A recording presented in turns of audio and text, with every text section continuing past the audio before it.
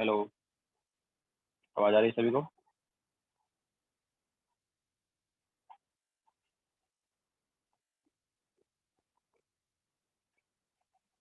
Okay, so good morning to all. तो आज हम स्टार्ट करेंगे केमिकल बॉन्ड।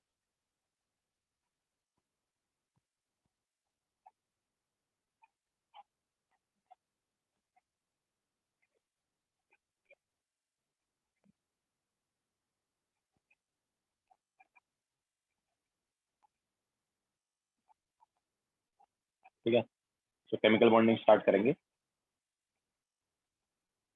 तो केमिकल बॉन्डिंग में ऑब्वियसली हम बॉन्ड वगैरह के बारे में पढ़ेंगे। ये सर से मोल कॉन्सेप्ट वाले बुक में कंटिन्यू कर सकते हैं, कोई प्रॉब्लम नहीं है। अगर तुम्हें अलग बुक बनाना है तो अलग भी बना सकते हो, बाकी मोल कॉन्सेप्ट भी कंटिन्यू कर सकते हो। वो चैप्टर अपना कंप्लीट हो गया है।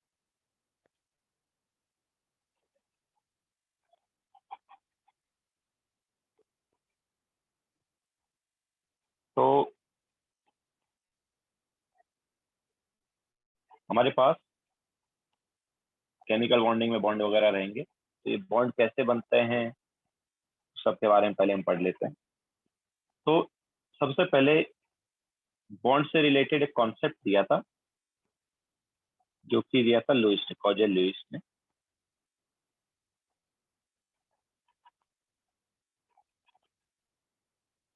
कॉजेल लुइस कॉन्सेप्ट। तो इसने क्या किया, इसने एटम को दो पार्ट में डिवाइड किया। एक तो वैलेंस सेल या आउटरमोस्ट सेल, इसके अलावा बाकी पार्ट। ठीक है, so atom was divided into two parts. एक क्या था, आउटरमोस्ट सेल और वैलेंस सेल। ठीक है, एक पार्ट तो ये था। Yes Chetan, this is new topic, new chapter, chemical bonding. ठीक है, एक तो था आउटरमोस्ट सेल और वैलेंस सेल, इसके अलावा दूसरा था inner cell and nucleus.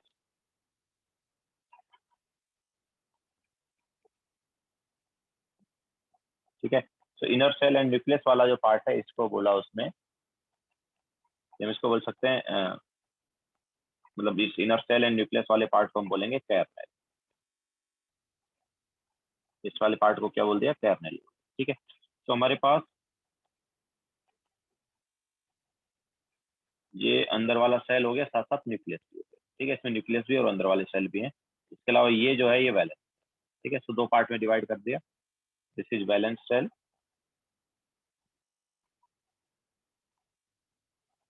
And ये जो है ये वाला जो है दिस इज कैर्नेल। तो इस कैर्नेल में अंदर वाले ऑर्बिट भी हैं एंड न्यूक्लियस भी है। ठीक है, दोनों है।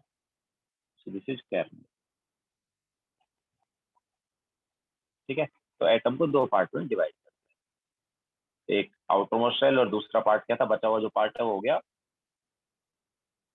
कैर्नेल, जिसमें अंदर वाले ऑर्बिट थे, अंदर वाले सेल थे, साथ साथ न्यूक्लियस भी।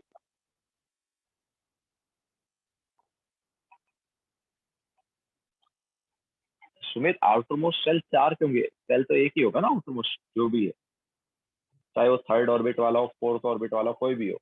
जैसे मैं बोलता हूँ आउटरमोस्ट ऑर्बिट इज फोर्थ, तो फोर्थ ऑर्बिट या एम के एल एम एन एन जो है वो क्या हो गया, आउटरमोस्ट सेल हो।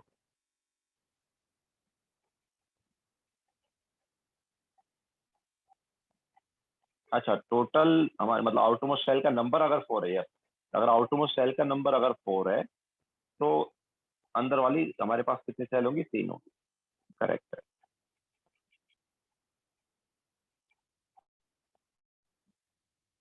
ठीक है, तो ये जो कर्नल है इसमें तीन सेल होंगे। अगर हम बोलते हैं टोटल हमारे पास चार सेल है, तो जो वैलेंस सेल है या आउटरमोस्ट सेल है वो तो फोर्थ वाला हो गया।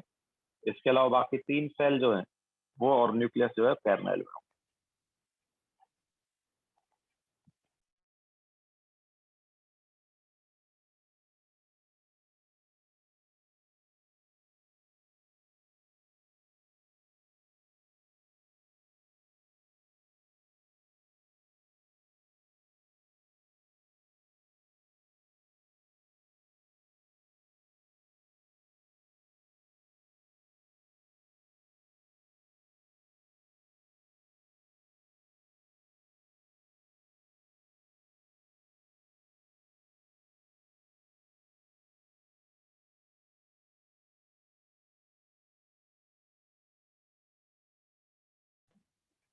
परिणाम जैसे मान लो टोटल सेल हमारे अपने पास 4 है, टोटल 4 ऑर्बिट अपने पास, ठीक है। तो जो फोर्थ ऑर्बिट है वो वैलेंस सेल हो गया, ठीक है। और बाकी बचे 3 ऑर्बिट और न्यूक्लियस जो है वो क्या हो गया, केर्नेल हो।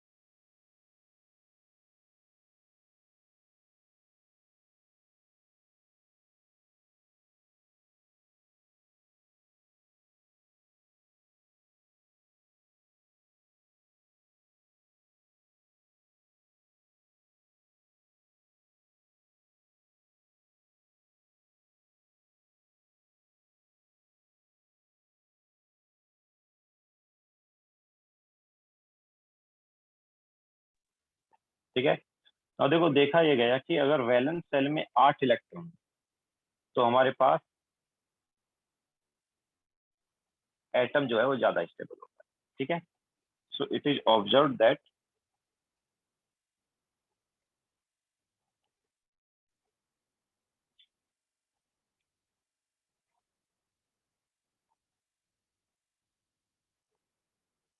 atoms having 8 electrons in their valence shell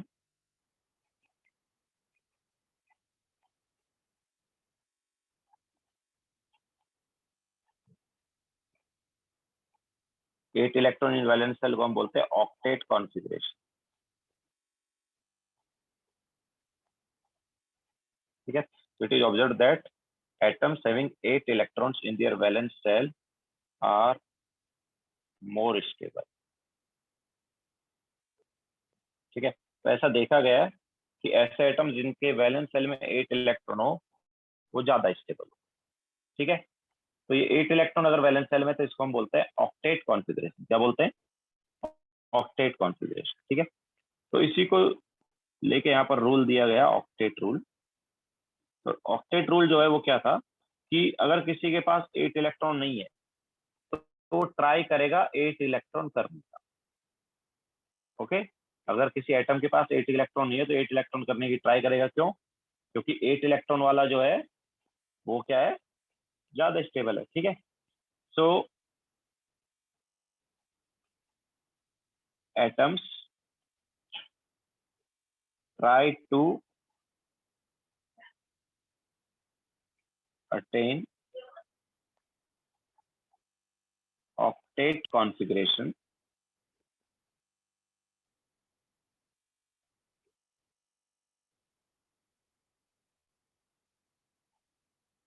ठीक है। वो ऑक्टेट कॉन्फ़िगरेशन अटेन करने का ट्राई करेगा जिससे कि वो क्या हो जाए, स्टेबिलिटी हो जाए। तो atoms try to attain octet configuration for stability.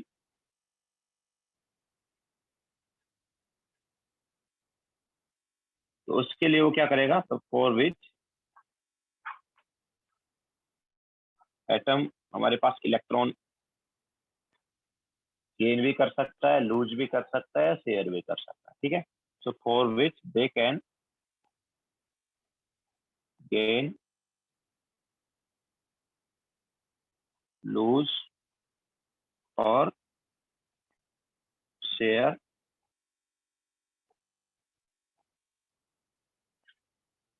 Electrons, ठीक है। तो गेन, लूज और शेयर इलेक्ट्रॉन की वजह से ही बॉन्ड बनता है, ठीक है। This results into bond formation,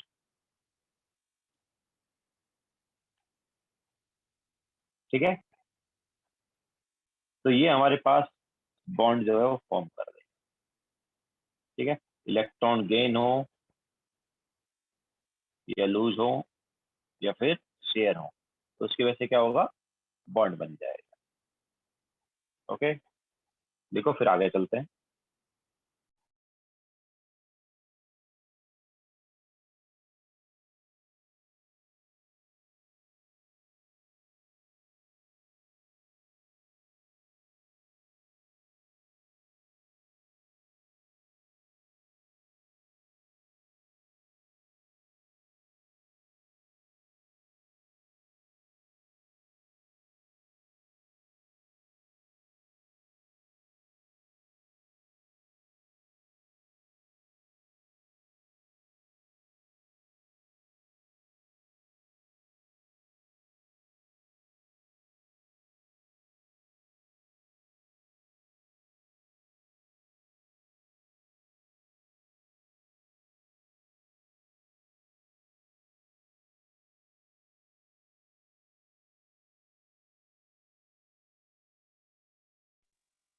Viraj, octet मतलब कि 8 इलेक्ट्रॉन, ऑक्टेट कॉन्फ़िगरेशन मतलब क्या है, 8 electron in valence shell.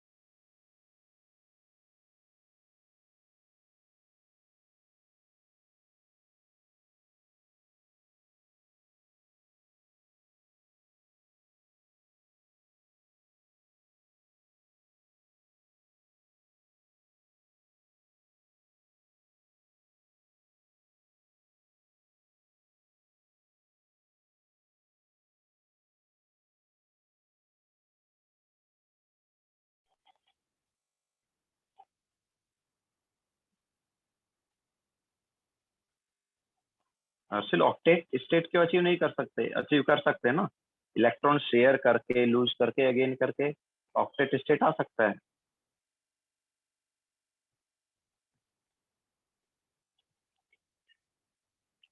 Obviously Harsil, अपने पास जो नोबेल गैस है उनका ऑलरेडी 8 इलेक्ट्रॉन है, तो वो हमारे पास क्या है, एज इट इज रहते हैं ना, तो गेन लूज करते हैं, लूज करते हैं ना शेयर करते हैं। हाँ, ऑक्टेट रूल का हम एक्सेप्शन जरूर लेंगे बाद में, कुछ कुछ में हमारे पास ऑक्टेट कंप्लीट नहीं हो रहा, बट स्टिल वो क्या है, स्टेबल है। ठीक है, तो ना ऑक्टेट रूल मतलब कि अगर किसी के पास 8 इलेक्ट्रॉन नहीं है, अगर किसी के पास 8 इलेक्ट्रॉन है तो ज्यादा स्टेबल है। तो अगर 8 इलेक्ट्रॉन नहीं है तो क्या करेगा, 8 इलेक्ट्रॉन करने का ट्राई करेगा। कैसे, हो सकता है इलेक्ट्रॉन लूज करे, या हो सकता है इलेक्ट्रॉन गेन करे, या हो सकता है इलेक्ट्रॉन शेयर करे। ओके, तो ऐसा करने पर बॉन्ड बन जाता है।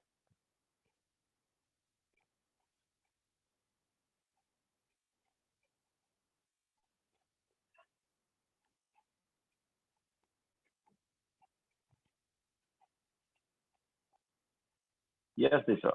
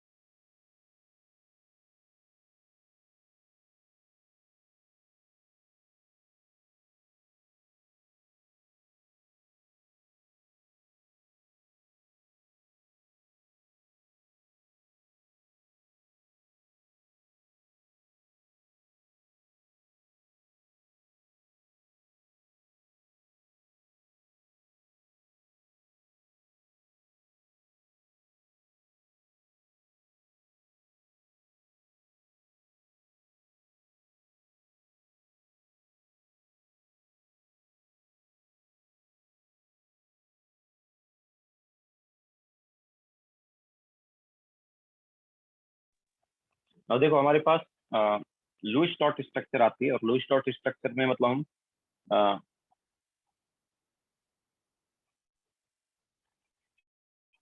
वैलेंस शेल के इलेक्ट्रॉन को ही दिखाते हैं।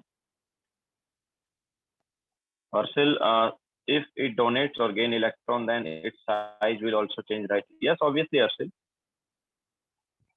अगर हमारे पास इलेक्ट्रॉन गेन या लूज होंगे तो साइज बिल्कुल चेंज होगा।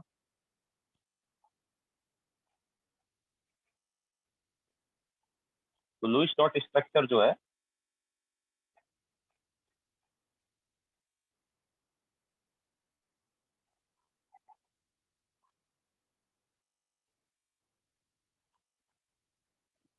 तो इसमें वैलेंस शेल के इलेक्ट्रॉन को ही हम रिप्रेजेंट करते हैं, और किससे करते हैं? डॉट से। जैसे लिथियम में कितना इलेक्ट्रॉन है? एक, तो एक डॉट बना दो। बी बेरिलियम में कितने इलेक्ट्रॉन है वैलेंस शेल में? दो, तो दो डॉट बना दो। ठीक है। बोरोन में कितने इलेक्ट्रॉन है? तीन, तो तीन डॉट बना दो। कार्बन में कितने इलेक्ट्रॉन है? चार, चार डॉट बना दो। नाइट्रोजन में कितने इलेक्ट्रॉन है वैलेंस शेल में? पांच, तो पांच डॉट बना दो। ऑक्सीजन में कितने इलेक्ट्रॉन वैलेंस शेल में? सिक्स, तो सिक्स डॉट बना दो। ठीक है। तो वैलेंस शेल के इलेक्ट्रॉन जो है उसको हम डॉट से रिप्रेजेंट करेंगे। अब देखो यहाँ पर कैसे मतलब हमारे पास ऑक्टेट कंप्लीट होता है। तो अगर हम बात करें Cl2 की, इसकी बात करें Cl2 की, तो Cl2 में Cl और Cl के बीच में सिंगल बॉन्ड होता है। और उसके होता है देखो, तो Cl के वैलेंस शेल में कितने इलेक्ट्रॉन? हर Cl के वैलेंस शेल में सात इलेक्ट्रॉन। दो Cl है, दोनों Cl के वैलेंस शेल में सात इलेक्ट्रॉन।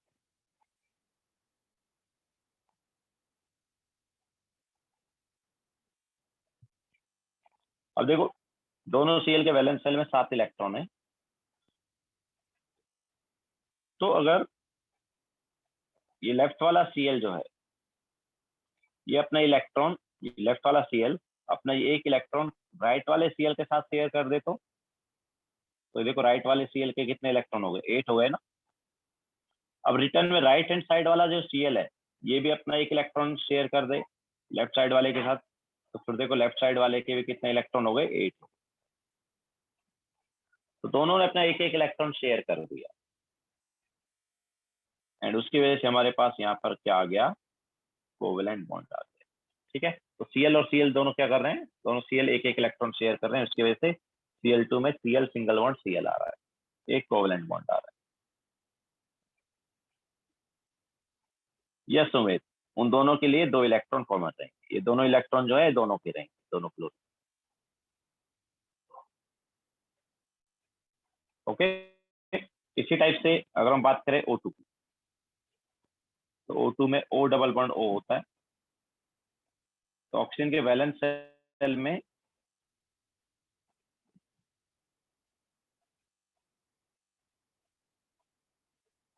सिक्स इलेक्ट्रॉन है। अब ऑक्सीजन के वैलेंस शेल में सिक्स इलेक्ट्रॉन है, तो अभी अगर लेफ्ट हैंड साइड वाला जो ऑक्सीजन है अपने दो इलेक्ट्रॉन अगर शेयर कर दे, ये वाले दो इलेक्ट्रॉन अपने शेयर कर दे, तो देखो राइट हैंड साइड वाले ऑक्सीजन के कितने इलेक्ट्रॉन हो गए? एट हो गए ना। तो रिटर्न में राइट हैंड साइड वाला ऑक्सीजन जो है वो भी अपने दो इलेक्ट्रॉन जो है वो शेयर कर देगा, तो लेफ्ट साइड वाले ऑक्सीजन के भी एट इलेक्ट्रॉन हो गए।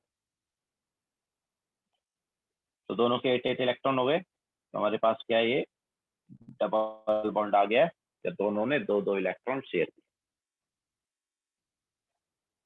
ओके। तो यहाँ पर देखो Cl और ऑक्सीजन दोनों जो है क्या कर रहे हैं? इलेक्ट्रॉन शेयर कर रहे हैं, उसकी वजह से जो बॉन्ड बन रहा है इसे कोवेलेंट बॉन्ड बोलते हैं। ठीक है, थोड़ी देर बाद लिख पाएंगे डेफिनेशन वगैरह भी, पहले ही लिखो।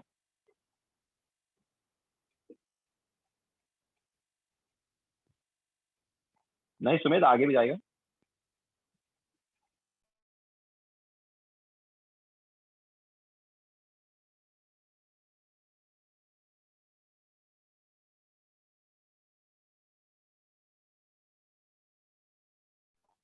थर्ड पीरियड के बाद में भी शेयरिंग ऑफ इलेक्ट्रॉन हो सकता है।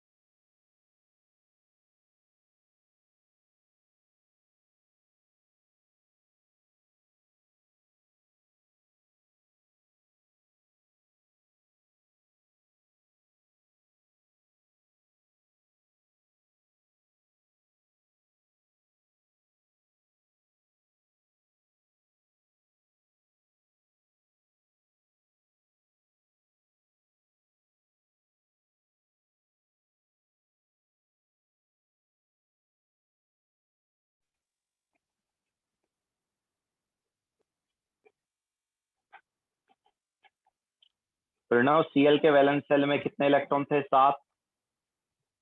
सीएल के वैलेंस सेल जो है उसमें 7 इलेक्ट्रॉन थे, तो 8 इलेक्ट्रॉन होने के लिए उसके पास 1 इलेक्ट्रॉन और आना चाहिए ना। तो ये जो लेफ्ट हैंड साइड वाला सीएल है, इसमें अपना 1 इलेक्ट्रॉन, ये वाला इलेक्ट्रॉन जो है वो राइट वाले सीएल के साथ शेयर किया, तो राइट वाले सीएल के कितने इलेक्ट्रॉन हो गए? 8 हो गए। इसी टाइप से राइट वाले सीएल का 1 इलेक्ट्रॉन जो है वो लेफ्ट साइड वाले के साथ शेयर किया गया, तो उसके भी 8 हो गए। तो दोनों के 8-8 इलेक्ट्रॉन हो गए, हम बोल सकते हैं ऑक्टेट कंप्लीट हो। ओके, और सिंगल बॉन्ड बन गया।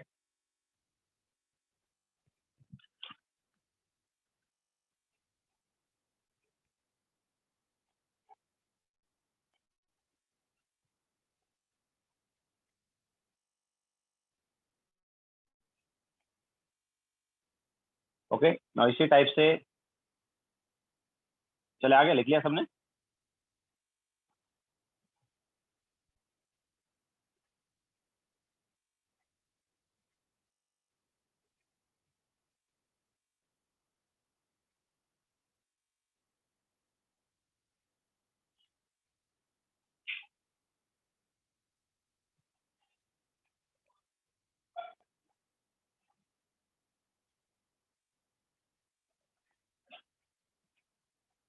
प्रणव भाई, डोनेट नहीं कर रहे हैं, डोनेट नहीं हो रहे हैं, शेयर हो रहे हैं। डोनेट थोड़ी किए जा रहे हैं इलेक्ट्रॉन, शेयर किए जा रहे हैं।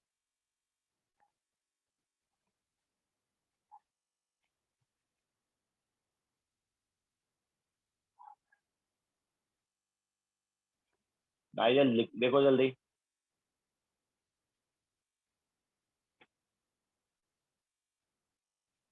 यस सुमित।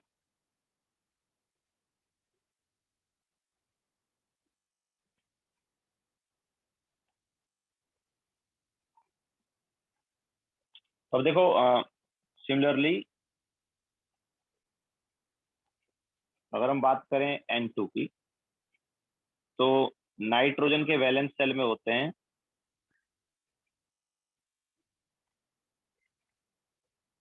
5 इलेक्ट्रॉन, ठीक है। तो नाइट्रोजन के वैलेंस सेल में 5 इलेक्ट्रॉन है।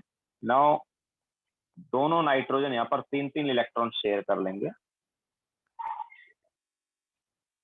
तो लेफ्ट साइड वाले नाइट्रोजन अपने 3 इलेक्ट्रॉन राइट साइड वाले के साथ शेयर करेगा, तो देखो 5 ऑलरेडी थे, 3 और आ गए, तो कितने हो गए? 8 हो गए। इसके अलावा राइट वाला भी अपने 3 इलेक्ट्रॉन फिर रिटर्न में शेयर कर देगा, तो इसके भी 8 इलेक्ट्रॉन, ठीक है। तो यहाँ पर हमारे पास नाइट्रोजन और नाइट्रोजन के बीच में ट्रिपल बॉन्ड आ जाएगा। ओके, इसी टाइप से अगर हम बात करेंगे CO2 की, तो CO2 में देखो कार्बन जो है उसके वैलेंस सेल में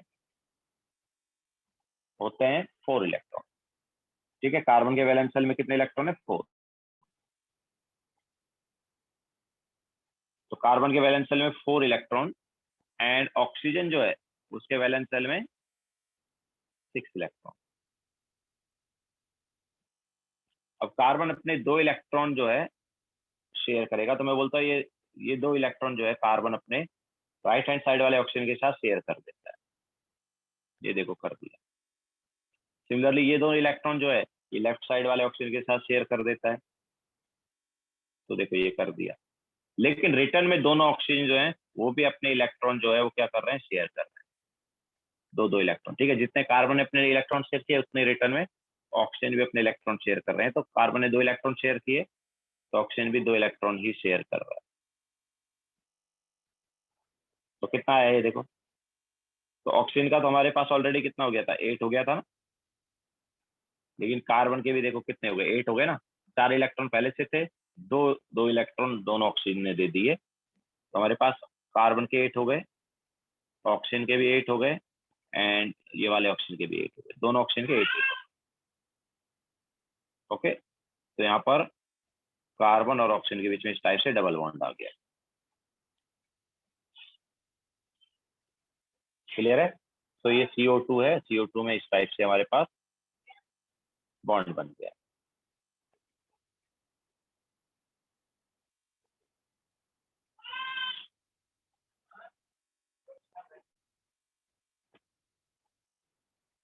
this is first lecture of chemical bonding. कल हमने मोल कॉन्सेप्ट का ही कुछ प्रैक्टिस कराया था।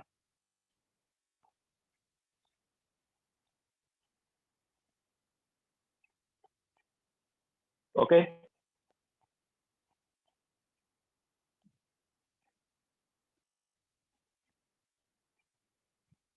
Non orbital, it is not like this. ठीक है, सो ये भी हमारे पास कोवेलेंट बॉन्ड है बिकॉज इलेक्ट्रॉन का शेयरिंग हो रहा है। इसके अलावा देखो NaCl की अगर हम बात करें, NaCl जो कोवेलेंट नहीं होता, आयनिक होता है। तो यहाँ पर देखो Na के पास कितने इलेक्ट्रॉन है, Na के वैलेंस शेल में एक इलेक्ट्रॉन है। ठीक है, इसका कॉन्फ़िगरेशन 281 है। और Cl के वैलेंस शेल में कितने इलेक्ट्रॉन है, Cl के वैलेंस शेल में 7 इलेक्ट्रॉन। ठीक है, तो अब यहाँ पर क्या होता है, Na अपना एक इलेक्ट्रॉन जो है वो Cl को डोनेट करता है, तो उससे Na पॉजिटिव बनता है और Cl नेगेटिव बनता है। तो अब Na पॉजिटिव बन गया तो Na के पास एक इलेक्ट्रॉन निकल गया ना, तो Na का कॉन्फ़िगरेशन क्या हुआ, 28 हुआ। और Cl का क्या हुआ, Cl का हो गया 288। ओके, सो Na का भी कॉन्फ़िगरेशन अभी कंप्लीट हो गया और Cl का मतलब कॉन्फ़िगरेशन मतलब ऑक्टेट कॉन्फ़िगरेशन। ठीक है, सो Na एंड Cl दोनों का ऑक्टेट कॉन्फ़िगरेशन कंप्लीट हो गया। तो अभी Na क्या बन गया, Na पॉजिटिव, Cl क्या बन गया, Cl नेगेटिव। तो एक पॉजिटिव आयन और नेगेटिव आयन के बीच में अट्रैक्शन होगा और वही हमारे पास क्या है, आयनिक बॉन्ड। ठीक है, आयनिक बॉन्ड को हम कभी भी लाइन से रिप्रेजेंट नहीं करते। क्लियर है, तो ये हमारे पास NaCl में ऑक्टेट कंप्लीट हुआ है। वहां पर शेयरिंग ऑफ इलेक्ट्रॉन नहीं हुआ है, वहां पर क्या हुआ है, इलेक्ट्रॉन ट्रांसफर हुआ है। Na ने अपना एक इलेक्ट्रॉन Cl को ट्रांसफर कर दिया है। ओके, सो लिखो, फिर आगे चलते हैं। Om, this is 4th page.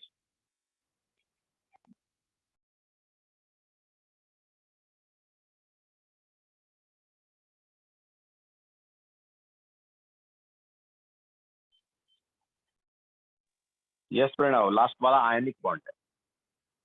तीन एग्जांपल, स्टार्टिंग जो 4 एग्जांपल है कोवेलेंट बॉन्ड के, एंड लास्ट एग्जांपल हमने जो लिया है वो आयनिक बॉन्ड का लिया है।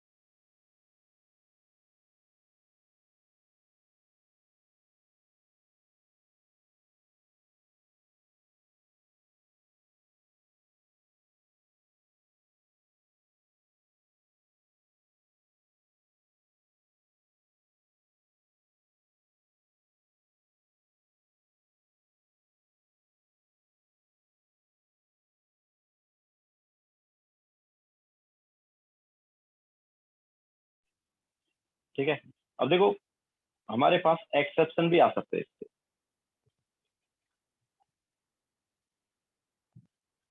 लक्ष्मी, अगर इलेक्ट्रॉन शेयर होंगे तो भी बॉन्ड बनेगा, अगर इलेक्ट्रॉन ट्रांसफर होंगे तो भी बॉन्ड बनेगा। ओके, जब इलेक्ट्रॉन ट्रांसफर हुए तो एक कैटायन हुआ, एक एनायन हुआ, एक नेगेटिव आयन, एक पॉजिटिव आयन। ठीक है, तो negative ion and positive ion जो है उसके बीच में क्या होगा, अट्रैक्शन होगा। तो वो अट्रैक्शन जो है वही आयनिक बॉन्ड। अथर Na और Cl दोनों का ऑक्टेट कंप्लीट नहीं था। Na के पास कितने इलेक्ट्रॉन थे वैलेंस शेल में, Na के पास वैलेंस शेल में 7 इलेक्ट्रॉन थे, सॉरी 1 इलेक्ट्रॉन था। ठीक है, और Cl के पास वैलेंस शेल में 7 इलेक्ट्रॉन थे। तो Na अगर अपना एक इलेक्ट्रॉन जो है वो Cl को डोनेट कर देगा तो उसके वैलेंस शेल में 8 इलेक्ट्रॉन हो जाएंगे। और वो बन जाएगा Na पॉजिटिव। ऐसे Cl अगर एक इलेक्ट्रॉन ले लेगा तो उसके वैलेंस सेल में अभी 8 इलेक्ट्रॉन हो जाएंगे और वो बन जाएगा Cl negative. Then positive ion और नेगेटिव आयन के बीच में अट्रैक्शन होगा और वही आयनिक बॉन्ड है। वो दिशा वो उसमें हम बाद में जाएंगे, कोऑर्डिनेट बॉन्ड भी बॉन्ड ही होता है, वो बाद में लेंगे।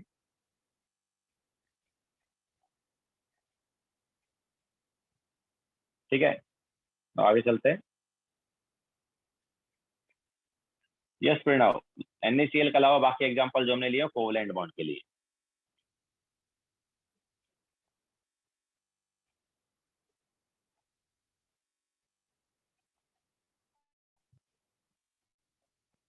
Now exception.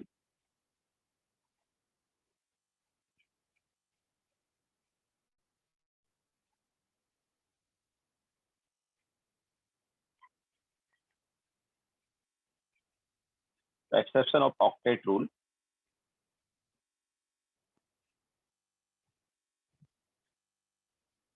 तो देखो हमारे पास ऑक्टेट रूल के भी एक्सेप्शन आ जाते हैं। तो फर्स्ट जो है वो है मॉलिक्यूल्स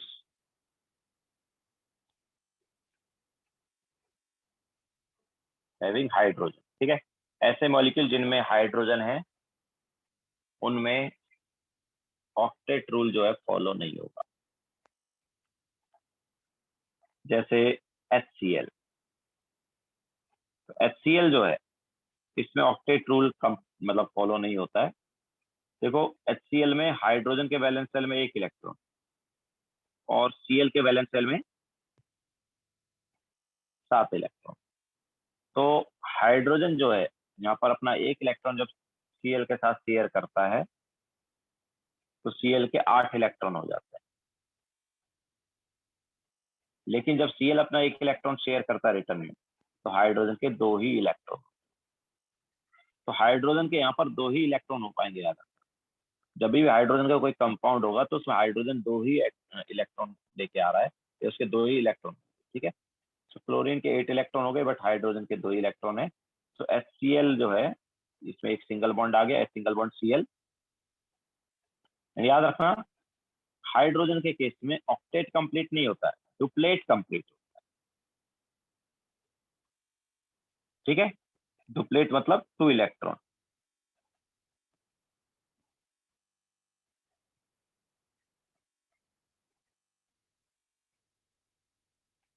ठीक है, इज कंप्लीटेड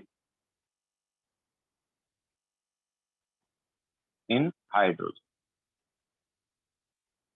हाइड्रोजन जो है वो कभी भी ऑक्टेट कंप्लीट नहीं करेगा, वो क्या कंप्लीट करेगा, डुप्लेट। डुप्लेट मतलब कि वैलेंस शेल में 2 इलेक्ट्रॉन। ओके, ये हार्दिक वही इसलिए तो एक्सेप्शन है ना। मतलब HCl स्टेबल है या HCl एग्जिस्ट करता है, 8 इलेक्ट्रॉन ना होते हुए भी ये एग्जिस्ट करता है या स्टेबल है, तो ये क्या हो गया, एक्सेप्शन ही हो गया। ठीक है, नाउ सिमिलरली NH3, मतलब ऑक्टेट रूल क्या बोलता है कि 8 इलेक्ट्रॉन होंगे तो ही हमारे पास स्टेबल होगा, लेकिन ऐसा जरूरी नहीं है ना। तो जहां पर 8 इलेक्ट्रॉन ना होते हुए भी स्टेबल है वही एक्सेप्शन हो गए। तो NH3 में भी ऐसा ही है। नाइट्रोजन के वैलेंस सेल में कितने इलेक्ट्रॉन है, 5 इलेक्ट्रॉन है। ठीक है, तो नाइट्रोजन के वैलेंस सेल में 5 इलेक्ट्रॉन और हाइड्रोजन जो है उसके वैलेंस सेल में 1 इलेक्ट्रॉन। सो हाइड्रोजन जो है अपना जब 1 इलेक्ट्रॉन शेयर करेगा नाइट्रोजन के साथ तो देखो नाइट्रोजन के 8 इलेक्ट्रॉन हो। लेकिन जब रिटर्न में नाइट्रोजन अपना 1 इलेक्ट्रॉन शेयर करेगा हाइड्रोजन के साथ तो हाइड्रोजन के 2 ही इलेक्ट्रॉन हो पाएंगे। ठीक है, तो हाइड्रोजन हमेशा अपना डुप्लेट ही कंप्लीट करेगा, ऑक्टेट कंप्लीट नहीं करेगा।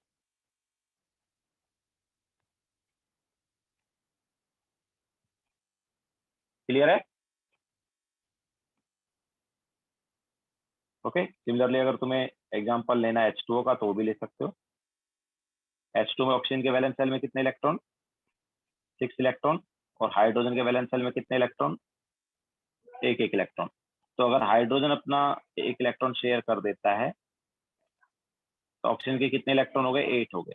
बट रिटर्न में जब ऑक्सीजन अपना 1 इलेक्ट्रॉन शेयर करेगा तो हाइड्रोजन के 2 ही इलेक्ट्रॉन हो। ठीक है। तो हाइड्रोजन का कोई भी कंपाउंड उसमें हाइड्रोजन अपना डुप्लेट ही कंप्लीट करेगा, ऑक्टेट कंप्लीट नहीं करेगा।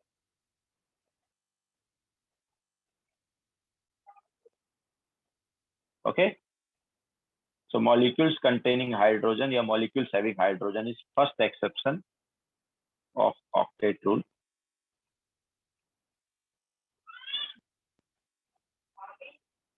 आयनिक बॉन्ड कहाँ है, कोवलेंट है ना, हर केस में शेयरिंग हो रही है इलेक्ट्रॉन की, इलेक्ट्रॉन ट्रांसफर थोड़ी हो रहा है, शेयरिंग हो रही है।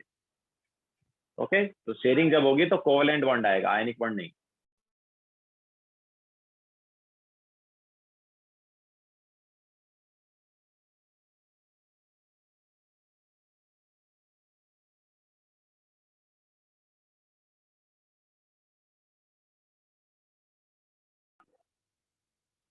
ऑक्टेट कंप्लीट मतलब 8 इलेक्ट्रॉन इन वैलेंस शेल ना, तो 8 इलेक्ट्रॉन दिखाओगे तुम या 8 डॉट दिखाओगे वैलेंस शेल।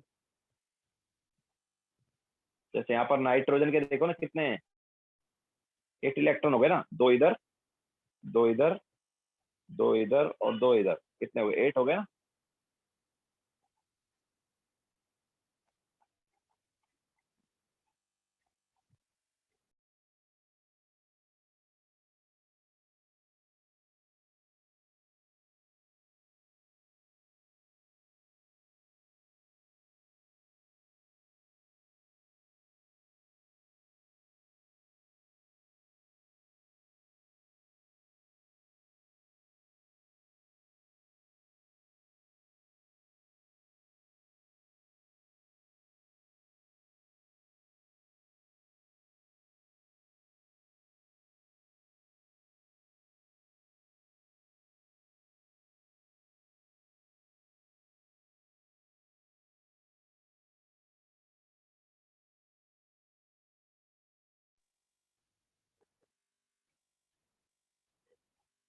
हो गया सबका।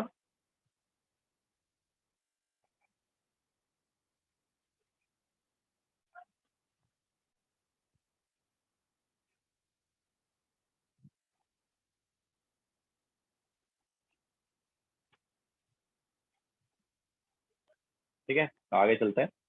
अच्छा, लिथियम जो है वो भी याद रखना, डुप्लेट ही कंप्लीट करता है, ऑक्टेट नहीं करता। ठीक है, लिथियम जो है उसके केस में भी क्या होता है, डुप्लेट ही कंप्लीट होता है, ऑक्टेट नहीं होता। तो एक्चुअली यहाँ पर तो क्या, हाइड्रोजन के केस में तो ऐसा था कि यार हाइड्रोजन की कैपेसिटी ही नहीं थी 8 इलेक्ट्रॉन करने की। ठीक है, क्यों, क्योंकि हाइड्रोजन का वैलेंस शेल फर्स्ट ऑर्बिट है और फर्स्ट ऑर्बिट में तो 2 ही इलेक्ट्रॉन आ सकते हैं। ठीक है, सो हाइड्रोजन का तो कैपेसिटी नहीं था ऑक्टेट कंप्लीट करने का, लेकिन कुछ का कैपेसिटी होता है फिर भी ऑक्टेट कंप्लीट नहीं करते। ओके, सो नेक्स्ट एक्सेप्शन यहाँ पर इनकम्प्लीट ऑक्टेट।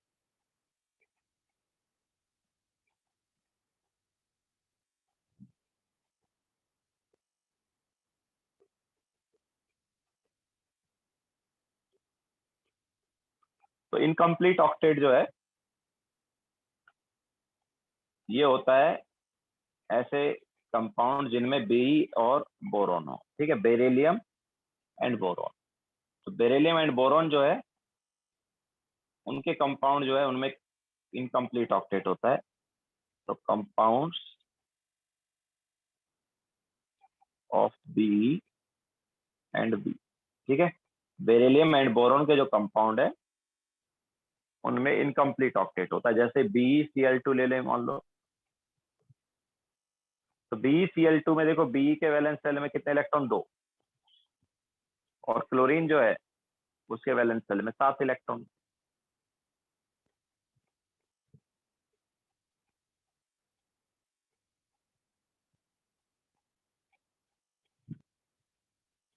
ठीक है, बी के वैलेंस शेल में 2 इलेक्ट्रॉन, क्लोरीन के वैलेंस शेल में 7 इलेक्ट्रॉन। तो अब क्या है, क्लोरीन जब अपना 1 इलेक्ट्रॉन शेयर करेगा, ये पहले बी का ले लेते, चलो बी जब अपना 1 इलेक्ट्रॉन शेयर करेगा, मान लो ये वाला इलेक्ट्रॉन को बी शेयर कर रहा है विद राइट हैंड साइड वाला क्लोरीन, तो देखो क्लोरीन का ऑक्टेट हो गया कंप्लीट, राइट हैंड साइड वाले क्लोरीन का ऑक्टेट कंप्लीट हो गया। और सिमिलरली ये वाला बी का इलेक्ट्रॉन जो है ये क्लोरीन के साथ शेयर हो रहा है, कौन सी क्लोरीन, लेफ्ट हैंड साइड वाली क्लोरीन। तो ये देखो इस क्लोरीन के भी 8 इलेक्ट्रॉन हो गए। ठीक है, सो दोनों क्लोरीन के 8 इलेक्ट्रॉन। अब रिटर्न में क्लोरीन जो है अपना 1 1 इलेक्ट्रॉन शेयर कर रहा है। ये वाले इलेक्ट्रॉन। तो रिटर्न में क्लोरीन ने जब अपना इलेक्ट्रॉन शेयर किया, दोनों क्लोरीन ने अपना एक एक इलेक्ट्रॉन शेयर किया, तो यहाँ पर देखो बी के 4 ही इलेक्ट्रॉन हो पाए। ठीक है, दोनों क्लोरीन अपना एक एक इलेक्ट्रॉन शेयर कर रहे हैं, तो बी के टोटल कितने इलेक्ट्रॉन हुए? 4 हुए। तो BeCl2 में बी का ऑक्टेट कंप्लीट नहीं है, बट फिर भी BeCl2 एग्जिस्ट करता है, मैं बोलता है स्टेबल होता है। ठीक है, तो यहाँ पर क्या आ गया? एक्सेप्शन आ गया ना ऑक्टेट रूल का। ऑक्टेट रूल तो ये बोलता है यार कि अगर वैलेंस सेल में 8 इलेक्ट्रॉन है तो ही स्टेबल है, बट ऐसा नहीं है। अगर वैलेंस सेल में 8 इलेक्ट्रॉन नहीं है तो भी स्टेबल हो सकता है, जैसा BeCl2। ओके, सो बी जो है बेरिलियम, उसका वैलेंस सेल सेकंड ऑर्बिट है, और सेकंड ऑर्बिट में तो 8 इलेक्ट्रॉन आ सकते हैं, मतलब उसकी कैपेसिटी 8 इलेक्ट्रॉन करने की, बट 8 इलेक्ट्रॉन हो नहीं पा रहे। ठीक है, तो यहाँ पर इनकम्प्लीट ऑक्टेट है। सिमिलरली BF3, तो BF3 में क्या है? बोरोन का वैलेंस सेल जो है उसमें 3 इलेक्ट्रॉन है, और फ्लोरीन जो है उसके वैलेंस सेल में क्या है? 7 इलेक्ट्रॉन।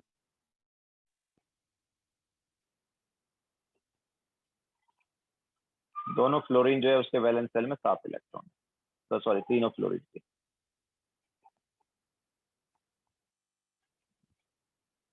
तो अब देखो, हर फ्लोरीन जो है अपना एक एक इलेक्ट्रॉन शेयर करेगा, तो रिटर्न में बोरोन भी करेगा।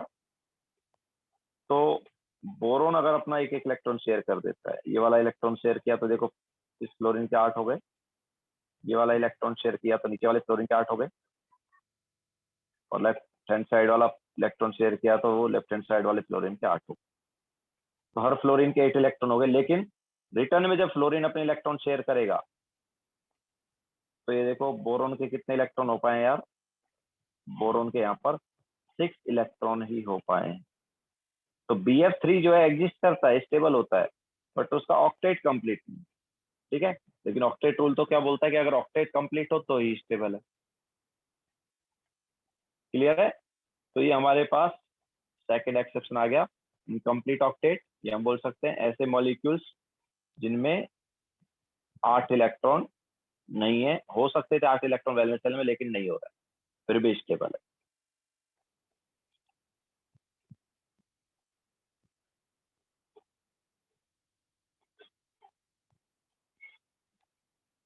यस सुमित, तो वो भी एक्सेप्शन जाएगा।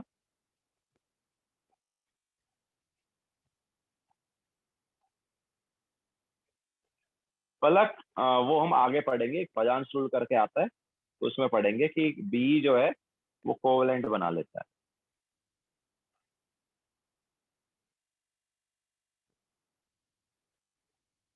लक्ष्मी, वो भी आगे आएगा, टेंशन ना लो। मतलब इनका जो बॉन्डिंग है उसमें हम देखते हैं कि अपन, मतलब बॉन्डिंग में जो इलेक्ट्रॉन है, 3 इलेक्ट्रॉन है, तो शेयर जब होंगे, बी बोरोन के 3 इलेक्ट्रॉन है, तो तीनों जब शेयर होंगे तो ऑक्टेट कंप्लीट नहीं हो पाएगा। बी के 2 इलेक्ट्रॉन दोनों जब वो शेयर करेगा तो उसका भी ऑक्टेट कंप्लीट नहीं हो पाएगा। ठीक है, तो उनके वैलेंस सेल में उतने इलेक्ट्रॉन नहीं है कि वो शेयर करके ऑक्टेट कंप्लीट कर सके।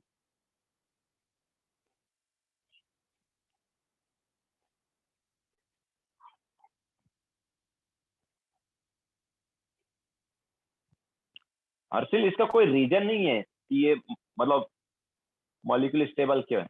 ये मॉलिक्यूल्स स्टेबल हैं, that is except. Octet rule के हिसाब से ये मॉलिक्यूल्स स्टेबल नहीं होने चाहिए, क्योंकि ऑक्टेट रूल क्या बोलता है कि अगर हमारे पास वैलेंस सेल में 8 इलेक्ट्रॉन हो तो वो ज्यादा स्टेबल होगा, ये स्टेबल होगा। ठीक है, लेकिन इनके वैलेंस सेल में 8 इलेक्ट्रॉन नहीं है, फिर भी स्टेबल है, तो ये एक्सेप्शन हो गया ना।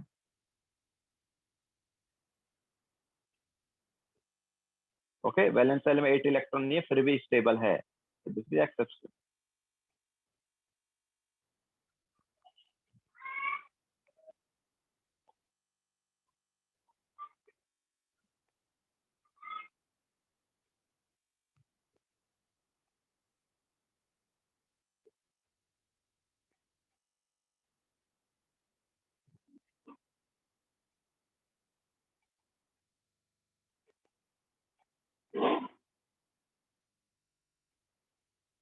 ओके,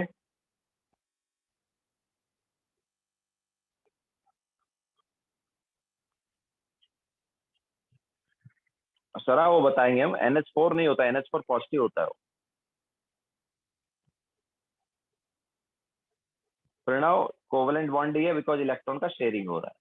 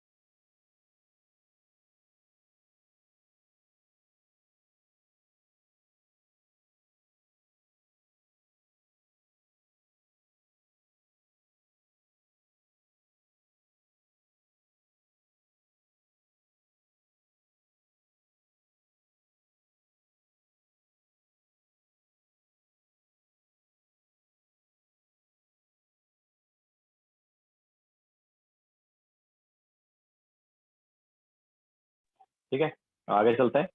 तो yes, LICL is also exception, वो डुप्लेट रूल फॉलो करता है, मतलब डुप्लेट कंप्लीट होता है दिशा LICL के केस में।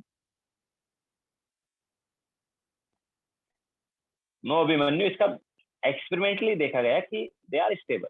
ठीक है, उसका हाफ फील्ड और फुली फील्ड से कोई लेना देना नहीं। ऑक्टेट रूल के हिसाब से स्टेबल नहीं होने चाहिए, बट एक्सपेरिमेंटली देखा कि तो स्टेबल होते हैं। ठीक है, नाउ देखो, ये था इनकम्प्लीट ऑक्टेट। नेक्स्ट है एक्सपेंडेड ऑक्टेट। एक्सपेंडेड ऑक्टेट में एक्चुअली ऑक्टेट एक्सपेंड हो रहा है, हम बोल सकते हैं वैलेंस सेल में 8 से ज्यादा इलेक्ट्रॉन आ रहा है। ठीक है, तो नेक्स्ट वाला जो एक्सेप्शन है वो है एक्सपेंडेड ऑक्टेट।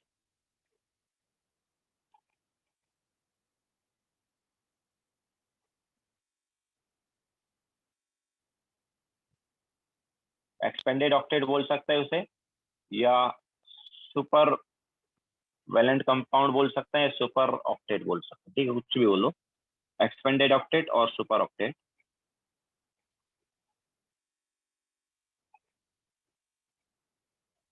तो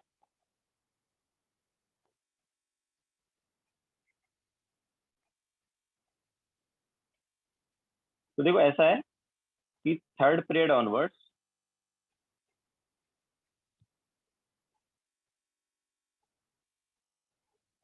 element can expand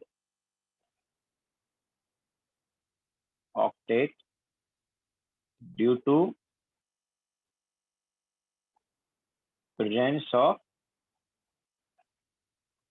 vacant d orbitals। तो हमारे पास फर्स्ट पीरियड का कैपेसिटी 2 इलेक्ट्रॉन का है, सेकंड पीरियड का कैपेसिटी 8 इलेक्ट्रॉन का है। ठीक है, बट थर्ड पीरियड ऑनवर्ड्स देखेंगे तो हमारे पास कैपेसिटी 8 से ज्यादा हो जाएगा, है ना। थर्ड ऑर्बिट में मैक्सिमम कितने इलेक्ट्रॉन आ सकते हैं? फर्स्ट ऑर्बिट में मैक्सिमम 2 इलेक्ट्रॉन, सेकंड ऑर्बिट में मैक्सिमम 8 इलेक्ट्रॉन, थर्ड ऑर्बिट में मैक्सिमम कितने इलेक्ट्रॉन आ सकते हैं? 18। ओके, सो हमारे पास इस टाइप से नंबर ऑफ इलेक्ट्रॉन्स जो है ज्यादा आ सकते हैं अगर वैलेंस सेल 3 या उससे ज्यादा है। ठीक है, तो इसलिए वहां पर ऑक्टेट एक्सपेंड हो सकता है। जैसे हम अगर एग्जांपल लें तो PCl5, तो PCl5 में देखो फॉस्फोरस जो है उसके वैलेंस सेल में कितने इलेक्ट्रॉन थे? फॉस्फोरस के वैलेंस सेल में 5 इलेक्ट्रॉन। ठीक है, फॉस्फोरस के वैलेंस सेल में ये हो गए 5 इलेक्ट्रॉन। अब क्लोरीन की बात करेंगे तो क्लोरीन के वैलेंस सेल में 7 electron.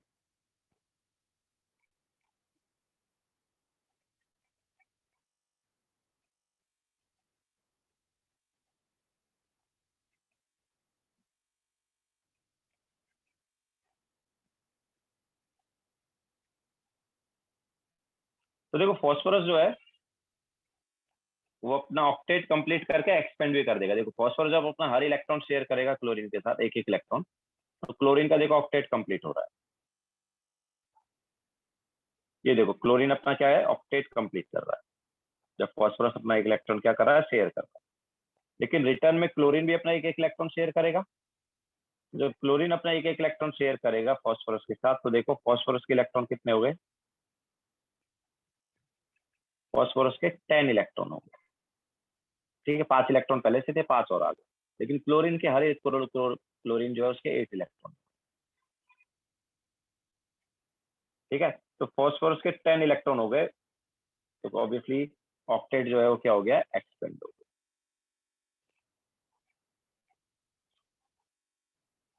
Okay, so third period onwards हमारे पास एलिमेंट जो है वो क्या कर सकते हैं, ऑक्टेट एक्सपेंड कर सकते हैं। ऐसे ही मान लो SF4 की बात करते हैं, तो SF4 में सल्फर के वैलेंस शेल में कितने इलेक्ट्रॉन, 6 इलेक्ट्रॉन। ना फ्लोरीन जो है उसके वैलेंस शेल में कितने इलेक्ट्रॉन, 7 इलेक्ट्रॉन।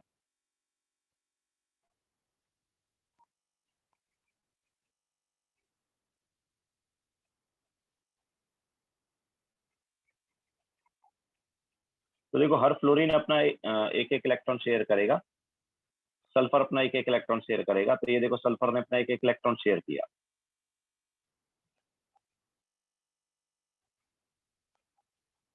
तो फ्लोरीन का ऑक्टेट ऑब्वियसली कंप्लीट हो गया। ठीक है, लेकिन जब फ्लोरीन रिटर्न में अपना इलेक्ट्रॉन शेयर करेगा, तो सल्फर के देखो पहले कितने इलेक्ट्रॉन थे, 6 थे, 4 और आ गए।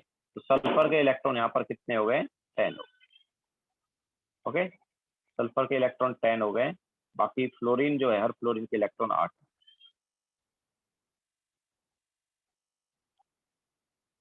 क्लियर है, तो ऑक्टेट कंप्लीट हो रहा है, बट कंप्लीट होने के बाद एक्सपेंड भी हो रहा है, सल्फर के 8 इलेक्ट्रॉन से ज्यादा। ओके, तो ये हमारे पास हो गया SF4।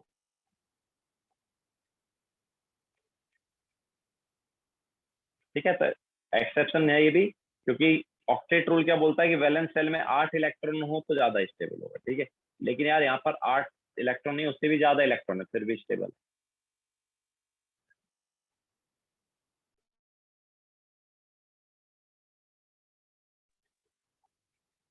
Presence of vacant D orbitals, presence of vacant D orbitals.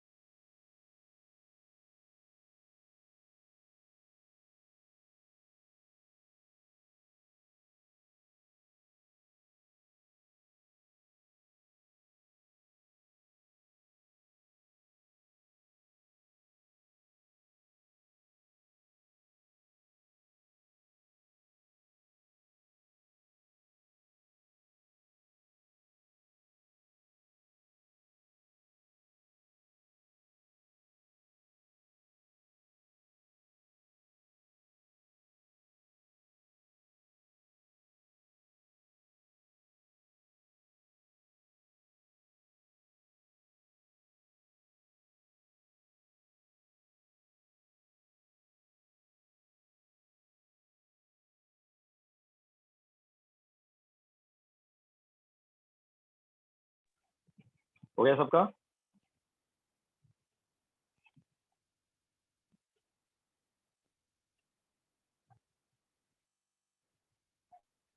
Lakshmi second cell थोड़ी है, फॉस्फोरस और सल्फर में थर्ड सेल है।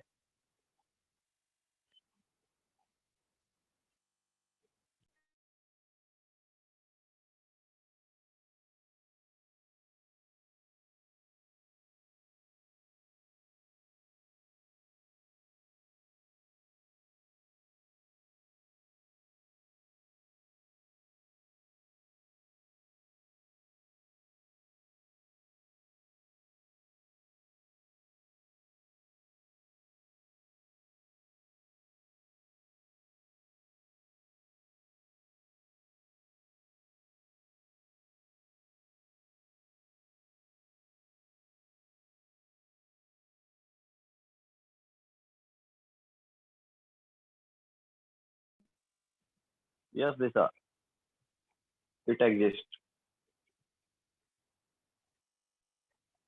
हो गया सबका? ना देखो, इसी ऑलमोस्ट सुपर ऑक्टेट का ही कॉन्सेप्ट हो जाता है वो भी देखा जाए तो हमारे पास हम बोलते हैं कि यार ऑक्टेट रूल के हिसाब से वैलेंस शेल में 8 इलेक्ट्रॉन होने चाहिए, वो ज्यादा स्टेबल है। तो अगर किसी में ऑलरेडी 8 इलेक्ट्रॉन है तो वो तो स्टेबल होगा, कोई दूसरा कंपाउंड बनाना ही नहीं चाहिए। बट हमारे पास नोबल गैस जो उनमें 8 इलेक्ट्रॉन होते हुए भी वो कंपाउंड बना देते हैं, सारे नहीं ऑब्वियसली, कुछ कुछ नोबल गैस। तो नेक्स्ट वाला जो एक्सेप्शन है वो है नोबल गैस कंपाउंड या कंपाउंड कंटेनिंग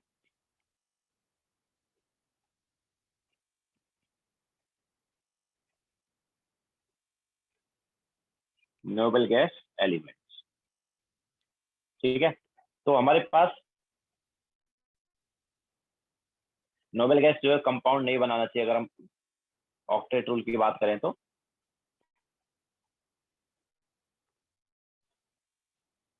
लेकिन जैसा मैंने बताया कि हमारे पास कुछ एलिमेंट जो हैं वो कंपाउंड बना लेते हैं, जैसे क्रिप्टॉन एंड जीनॉन। ठीक है, क्रिप्टॉन के कम बनते हैं, जीनॉन के ज्यादा बनते हैं।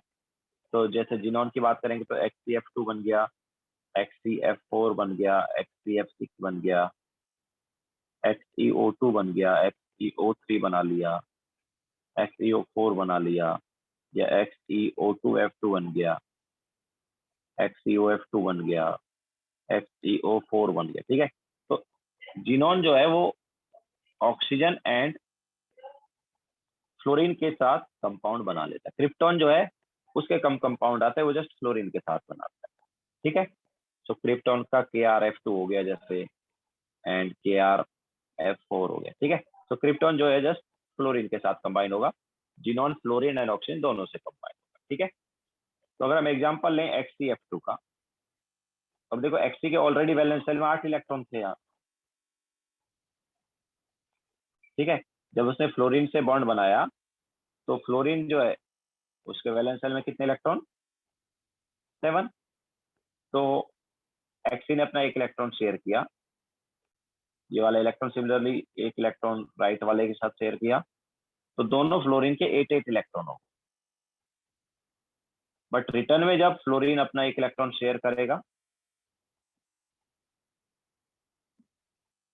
तो यहाँ पर 10 इलेक्ट्रॉन हो जाएंगे Xc के। ठीक है, तो यहाँ पर भी एक तरह से क्या ऑक्टेट ही एक्सपेंड हो रहा है। ओके, तो नोबेल गैस के केस में भी क्या होता है, ऑक्टेट एक्सपेंड होता है। ओके, सिमिलरली अगर हम एग्जांपल लें यहाँ पर XCO2 का, तो Xc के वैलेंस सेल में 8 इलेक्ट्रॉन एंड ऑक्सीजन के वैलेंस सेल में 6 इलेक्ट्रॉन। तो ऑक्सीजन को 2 इलेक्ट्रॉन चाहिए ऑक्टेट कंप्लीट करने के लिए, तो Xc अपने 2 इलेक्ट्रॉन शेयर करेगा। तो Xc दो इलेक्ट्रॉन दोनों ऑक्सीजन के साथ शेयर कर रहा है, तो हम देख सकते हैं कि ऑक्सीजन के तो 8 इलेक्ट्रॉन हो गए। लेकिन जब रिटर्न में ऑक्सीजन अपने 2 इलेक्ट्रॉन शेयर करेगा तो Xc के देखो पहले से 8 इलेक्ट्रॉन थे, 4 और आ गए, तो कितने हुए? 12 इलेक्ट्रॉन हो गए। ठीक है, तो यहाँ पर ऑक्टेट जो है एक तरह से क्या होगा, एक्सपेंड होगा। ओके, सो अगर हम ऑक्टेट रूल की बात करें तो उसके अकॉर्डिंग तो नोबेल गैस जो है उसका ऑक्टेट कंप्लीट है तो कोई कंपाउंड बनाना ही नहीं चाहिए, या वो किसी से रिएक्ट ही नहीं होना चाहिए। बट उसके कंपाउंड भी एग्जिस्ट करते हैं। और वो क्यों करते हैं? क्योंकि यहाँ पर क्या हो रहा है, ऑक्टेट एक्सपेंड हो रहा है।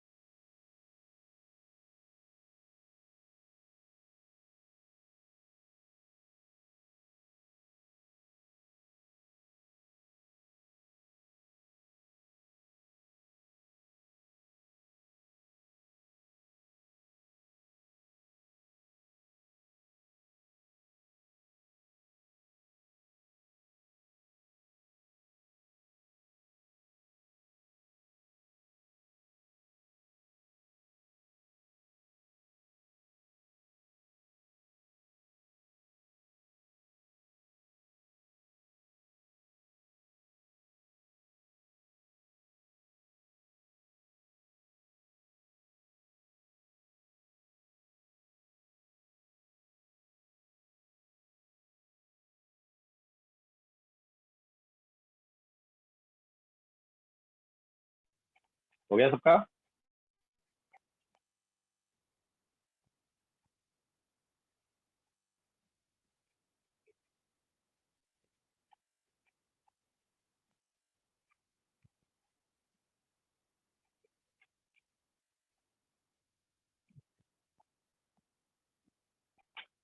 नेक्स्ट एक्सेप्शन है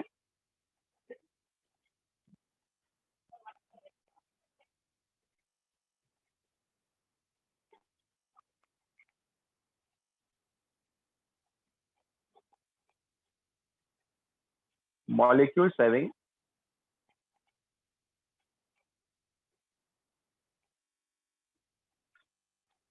odd number of electrons।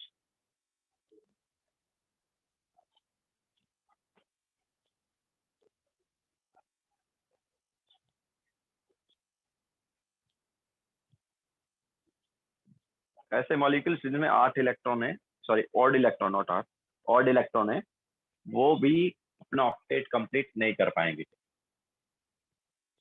ठीक है, उनके केस में कभी भी ऑक्टेट कंप्लीट नहीं हो पाएगा।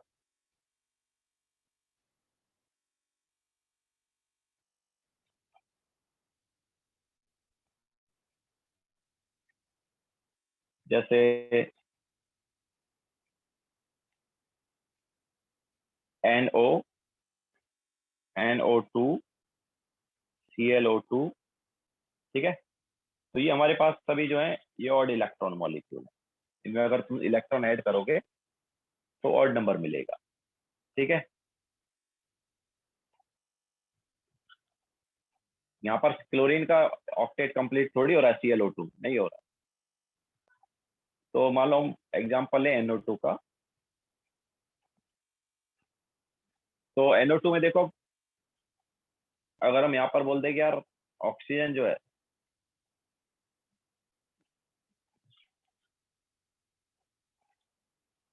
लेफ्ट साइड वाला ऑक्सीजन जो है, इसने ऑक्सीजन के 2 इलेक्ट्रॉन लिए, नाइट्रोजन के 2 इलेक्ट्रॉन लिए, तो रिटर्न में ऑक्सीजन अपने 2 इलेक्ट्रॉन दे देगा। अब देखो बीच वाला जो नाइट्रोजन है, इसके फिर कितने इलेक्ट्रॉन हो जाएंगे? 7 हो जाएंगे। तो फिर क्या हो, मतलब अगर हम बोले कि यार, अब देखो इसके कितने इलेक्ट्रॉन है? 5 ऑलरेडी है, 5 इलेक्ट्रॉन इसके ऑलरेडी है, 2 इलेक्ट्रॉन और यहाँ से आ जाएंगे, तो 7 इलेक्ट्रॉन हो गए। और मान लो इसका 1 इलेक्ट्रॉन ले लिया, तो 8 इलेक्ट्रॉन हो गए, 8 हो गए, लेकिन ये वाला जो है इसके 7 इलेक्ट्रॉन हो पाए।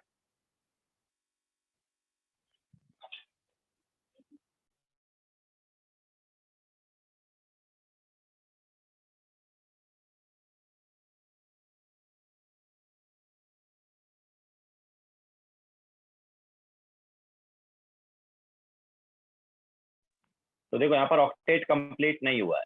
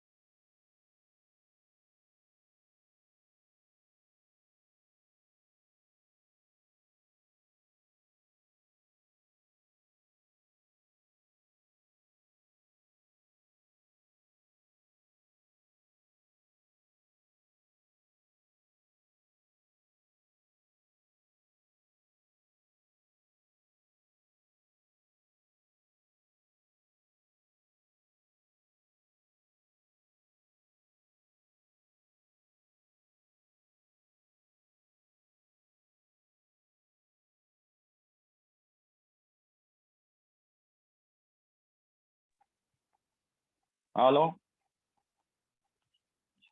हो गया सबका ना? ठीक है। सो हमारे पास यहाँ पर भी ऑक्टेट कंप्लीट नहीं हो, और किसी का भी अगर तुम बना के देखोगे तो सेम मैसेज रहेगा। ठीक है। कोई भी ऑड इलेक्ट्रॉन मॉलिक्यूल ले लो, उसमें किसी ना किसी का तो ऐसा हो रहा होगा कि ऑक्टेट कंप्लीट नहीं होगा। ठीक है, और किसी का बना के देखा तुमने? ठीक है, NO2 का बनाओ, किसी का भी बनाओ, लेकिन ऑक्टेट कंप्लीट नहीं हो। ओके। सो हमारे पास आ गया exception of octet rule. Clear है ना? आगे चलते हैं।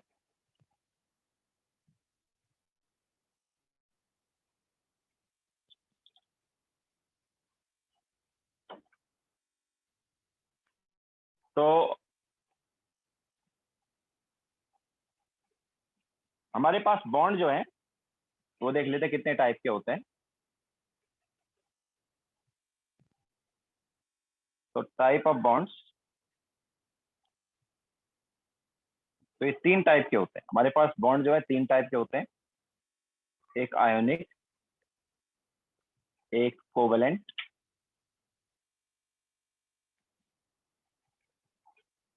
और एक metallic.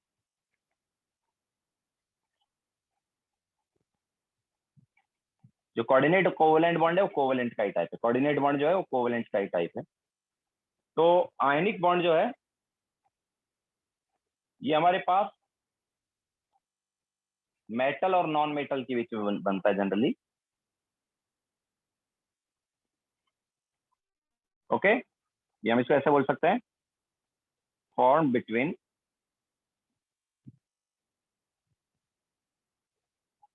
Elements having greater electronegativity difference. जब हमारे पास इलेक्ट्रोनेगेटिव डिफरेंस ज्यादा होता है एलिमेंट के बीच में, तो ये वाला बॉन्ड बनता है। तो हम बोल सकते हैं दैट इज, हमें पता ना कि मेटल का इलेक्ट्रोनेगेटिविटी बहुत कम है और नॉन मेटल का इलेक्ट्रोनेगेटिविटी बहुत ज्यादा है। तो ऑब्वियसली मेटल और नॉन मेटल का जो इलेक्ट्रोनेगेटिविटी डिफरेंस है वो भी ज्यादा होगा। तो that is between metals and non metals. ठीक है। सो जो आयनिक बॉन्ड है वो generally metals and non metals के बीच में बनता है। अगर हम बात करेंगे कोवेलेंट बॉन्ड की, तो कोवेलेंट बॉन्ड जो है वो जनरली हायर इलेक्ट्रोनेगेटिव एलिमेंट के बीच में बनता है। हायर इलेक्ट्रोनेगेटिव एलिमेंट मतलब नॉन मेटल्स। ठीक है, तो ये जनरली नॉन मेटल्स के बीच में बनता है। तो form between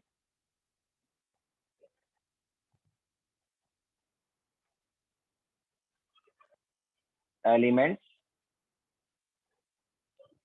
having higher electronegative.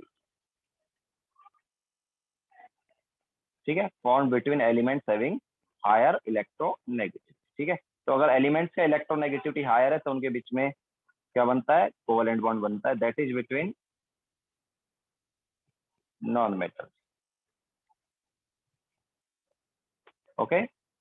And metallic bond जो है ये किसके बीच में बनता है? तो ये ऐसे एलिमेंट के बीच में बनता है जिनकी इलेक्ट्रोनेगेटिविटी कम होती है, मतलब कि मेटल। ठीक है, तो form between elements having lower electronegativity या लो इलेक्ट्रोनेगेटिव।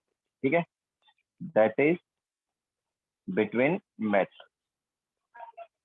ओके। तो हमारे पास 3 टाइप के बॉन्ड है, आयनिक, कोवेलेंट एंड मेटालिक। हम इस चैप्टर में आयनिक एंड कोवेलेंट की ही बात करेंगे। मेटालिक जो है वो ट्रांजिशन एलिमेंट में आएगा। मेटालिक बॉन्ड जो है मेटल्स के बीच में बनता है, और ये तुम ट्रांजिशन एलिमेंट चैप्टर जो है डी ब्लॉक एलिमेंट वाला जो चैप्टर है उसमें पढ़ोगे। ओके, लिखो फिर आगे चलो।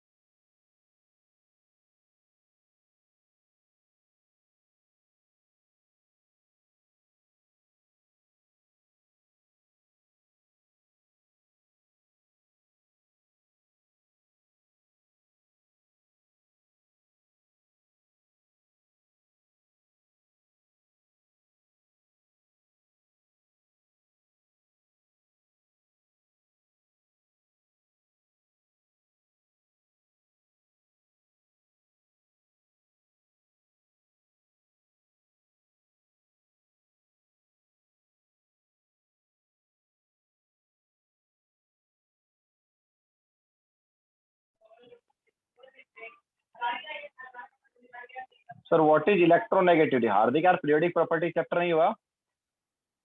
पीरियोडिक में आया होगा ना?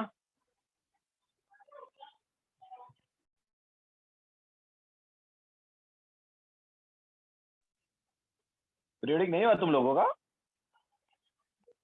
अच्छा जस्ट शुरू हुआ है, ठीक है, तो उसमें आएगा, पीरियोडिक में आएगा वो।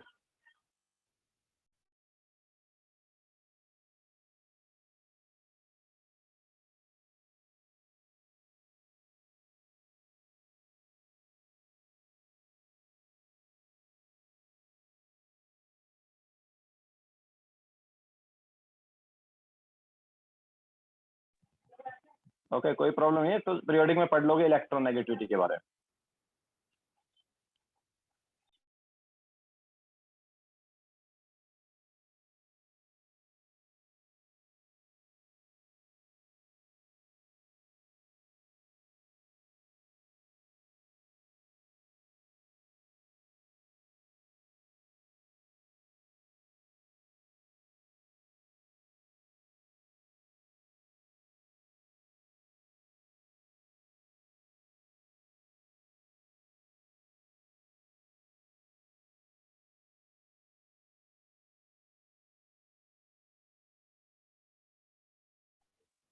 सुमेर, इलेक्ट्रोनेगेटिविटी पीरियड में लेफ्ट टू राइट जब हम जाते हैं तो इंक्रीज होता है, डिक्रीज नहीं होता। डाउन द ग्रुप डिक्रीज होता है, लेफ्ट टू राइट इंक्रीज होता है।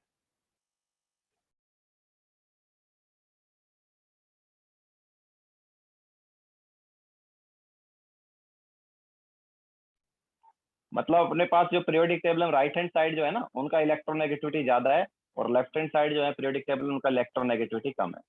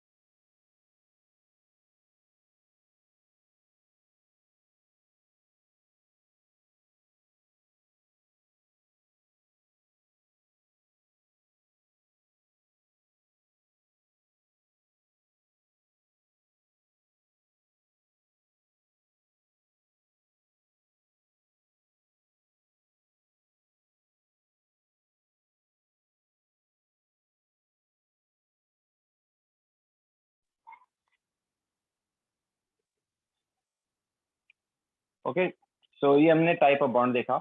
नाउ थोड़ा सा डिटेल में पढ़ लेते हैं। तो नेक्स्ट हेडिंग डालो आयनिक बॉन्ड, जिसे हम इलेक्ट्रोवैलेंट बॉन्ड भी बोलते हैं।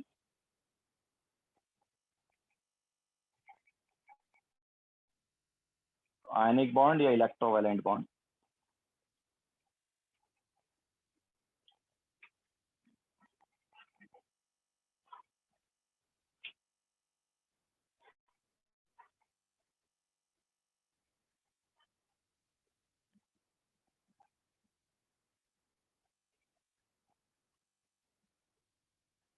तो आयनिक बॉन्ड या इलेक्ट्रोवैलेंट बॉन्ड, तो ये जो है ये एक्चुअली क्या है, इलेक्ट्रोस्टैटिक फोर्स है बिटवीन कैटायन एंड एनायन। और ये बनता कैसे है, तो जैसे हमने पहले ही बताया, ये इलेक्ट्रॉन के ट्रांसफर से बनता है। ओके तो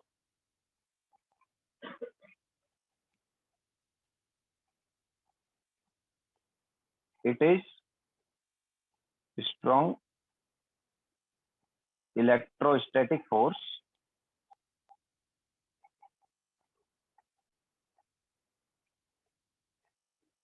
of attraction between cation and anion in a molecule। Molecule में कैटायन और एनायन के बीच में क्या है? स्ट्रॉन्ग इलेक्ट्रोस्टैटिक फोर्स है, वही आयनिक बॉन्ड है। इट इज फॉर्म्ड बाय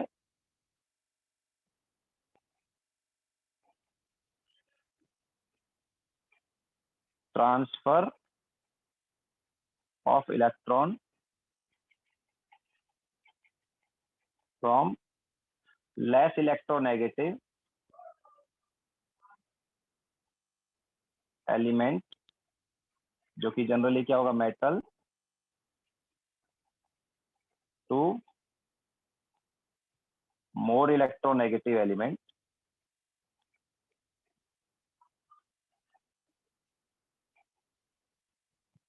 जो कि होगा नॉन मेटल। ठीक है, तो ये फॉर्म कैसे होता है? जब इलेक्ट्रॉन का ट्रांसफर किससे होता है? मेटल से नॉन मेटल में होता है। जैसे अगर हम एग्जांपल लें तो Na ने अपना एक इलेक्ट्रॉन दे दिया और बना दिया Na पॉजिटिव प्लस इलेक्ट्रॉन। अब ये जो इलेक्ट्रॉन है ये Cl ने ले लिया, ये इलेक्ट्रॉन किसने ले लिया? Cl ने, तो उसने बना दिया Cl नेगेटिव। ठीक है, तो Na और Cl जो है दोनों क्या बना देंगे? NaCl। Na और Cl के बीच में क्या होगा? अट्रैक्शन फोर्स होगा और इससे बन जाएगा NaCl। ठीक है, तो NaCl जो है इसमें क्या है? आयनिक बॉन्ड है।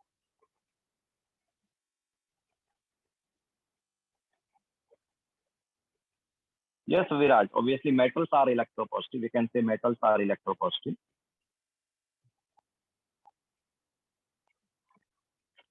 Electronegativity का में मतलब they are electropositive.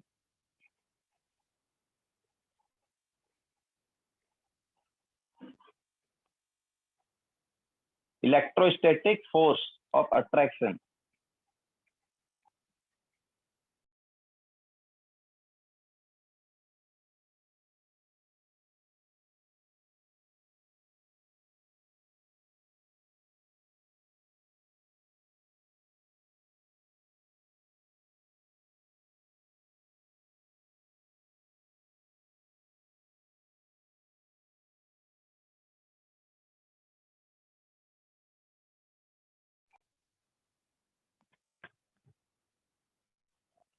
ये NaCl का एग्जाम्पल इलेक्ट्रोनेगेटिविटी का एग्जाम्पल है। हर्षिल, ये इलेक्ट्रोनेगेटिविटी नहीं, ये हमारे पास आयनिक बॉन्ड बनने का एग्जाम्पल है कि मेटल जो है, जो कि लेस इलेक्ट्रोनेगेटिव एलिमेंट होता है, उसने अपना एक इलेक्ट्रॉन नॉन मेटल को दिया जो कि मोर इलेक्ट्रोनेगेटिव एलिमेंट। ठीक है, तो Na ने देखो अपना एक इलेक्ट्रॉन डोनेट किया, Na ने अपना एक इलेक्ट्रॉन दिया, लूज किया, वो इलेक्ट्रॉन किसने ले लिया? वो Cl ने ले लिया, देखो, और बना लिया Cl नेगेटिव। ठीक है, तो हमारे पास Na पॉजिटिव आयन बना और Cl नेगेटिव आयन बना। अब ये दोनों कंबाइन होके क्या बना लिया? NaCl बना लिया। ठीक है, तो NaCl में आयनिक बॉन्ड है। समझ आया? NaCl में क्या है? Na पॉजिटिव और Cl नेगेटिव के बीच में इलेक्ट्रोस्टैटिक फोर्स है और वही आयनिक बॉन्ड है।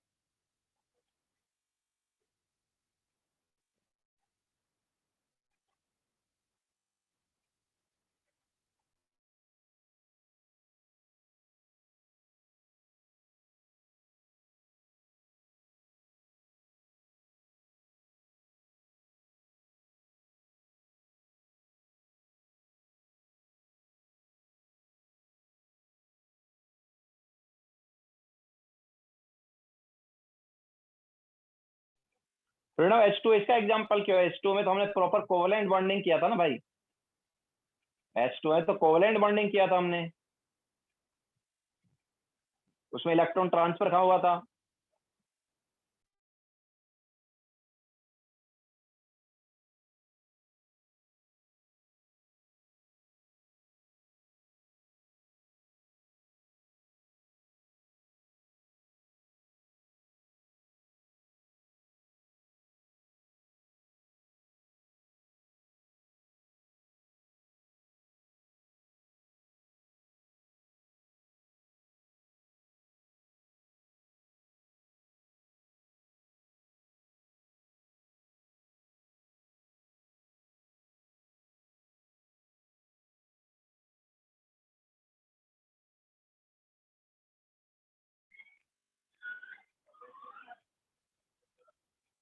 Yes, it's the MgCl2 is also ionic.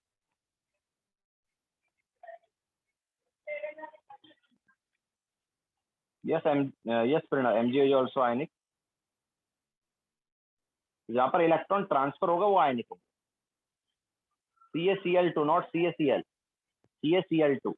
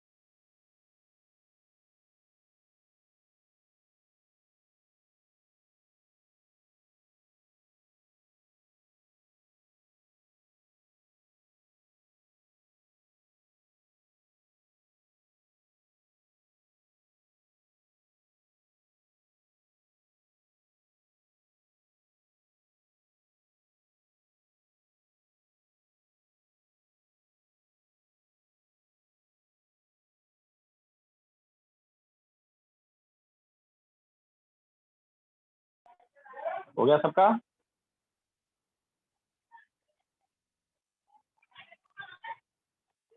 Yes Lakshmi. Yes Palak, generally हम बोल सकते हैं कि अगर एक मेटल और दूसरा नॉन मेटल है तो वो आयनिक होगा, और अगर दोनों नॉन मेटल है तो कोवलेंट होगा. ठीक है.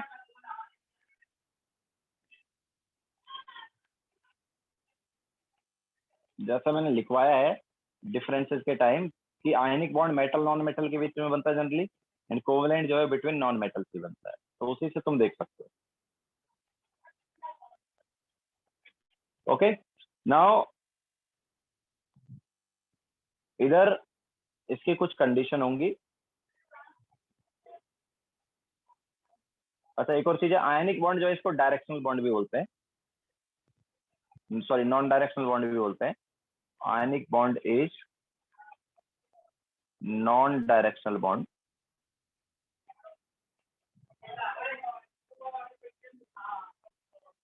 ठीक है, आयनिक बॉन्ड जो है it is non directional bond.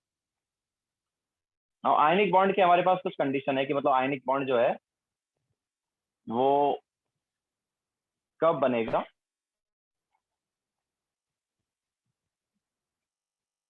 तो देखो, necessary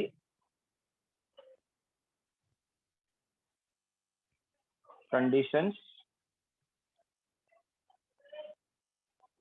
for ionic bond.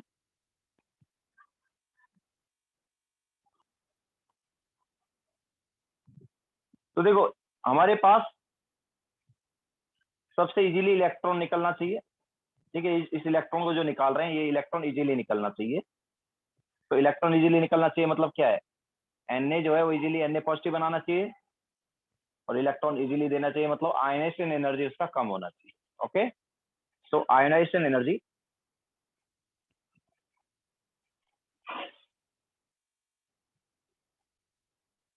Of less electronegative element,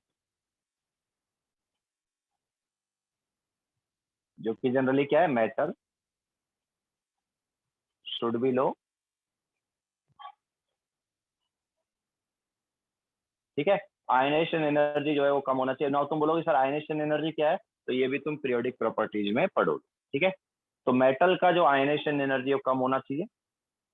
इसके अलावा इलेक्ट्रॉन गेन एंथैल्पी या इलेक्ट्रॉन एफिनिटी जो कि तुम पीरियोडिक में पढ़ोगे, तो वो जब हमारे पास कोई भी न्यूट्रल एटम इलेक्ट्रॉन गेन करता है तो नेगेटिव आयन बन जाता है. इजीली नेगेटिव आयन कब बनता है, जब हमारे पास अब तक यहाँ पर एनर्जी रिलीज होती है. फर्स्ट वाले में मतलब Na जब Na पॉजिटिव बना रहा है तो एनर्जी रिक्वायर्ड है. ठीक है. लेकिन जब इलेक्ट्रॉन गेन होता है और नेगेटिव आयन बनता है तो एनर्जी रिलीज होती है. ठीक है. और उस एनर्जी को हम इलेक्ट्रॉन गेन एंथैल्पी या इलेक्ट्रॉन एफिनिटी बोलते हैं। तो जो नॉन मेटल है उसका इलेक्ट्रॉन एफिनिटी ज्यादा होना चाहिए, ठीक है। तो जैसे मैंने बताया तुम इसको पीरियोडिक में पढ़ोगे कि क्या है ये। तो electron affinity of more electronegative element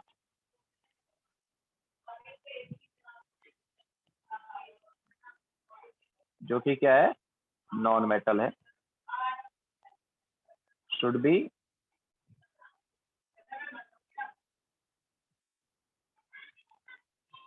high, ठीक है। तो इलेक्ट्रोनेगेटिविटी जो है नॉन मेटल एलिमेंट की क्या होनी चाहिए, हाई होनी चाहिए। इसके अलावा यहाँ पर एक और एनर्जी आएगी, लैटिस एनर्जी। तो लैटिस एनर्जी जो है अभी मैं बताऊंगा थोड़ी देर में। तो लैटिस एनर्जी जो है वो ज्यादा होनी चाहिए, ठीक है। लैटिस एनर्जी के बारे में भी बताता हूँ। तो lattice energy of ionic compound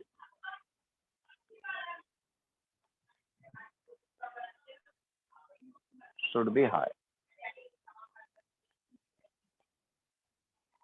तो जो आयनिक कंपाउंड बन रहा है उसकी लैटिस एनर्जी ज्यादा होनी चाहिए, ठीक है।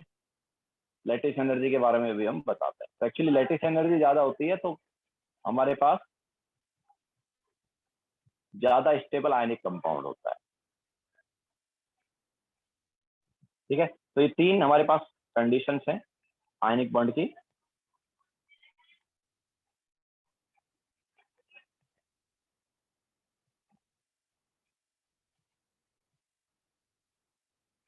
ओके, देखो फिर आगे चलते हैं।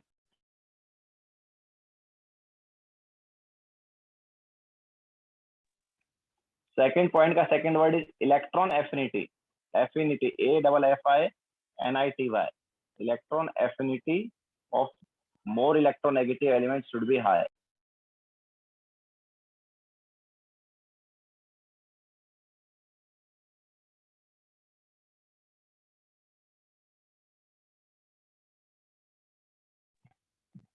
थर्ड पॉइंट का first word lattice energy, LATTIC,